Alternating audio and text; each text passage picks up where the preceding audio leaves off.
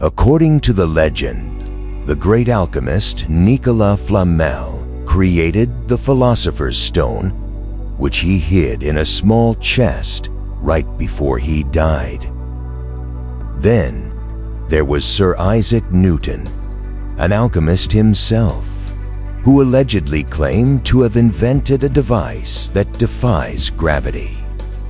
However, until today, no proof was ever found. Join us on the quest to reveal the secrets of the Philosopher's Stone and Newton's mysterious invention. It might just be you who finally continues their legacy.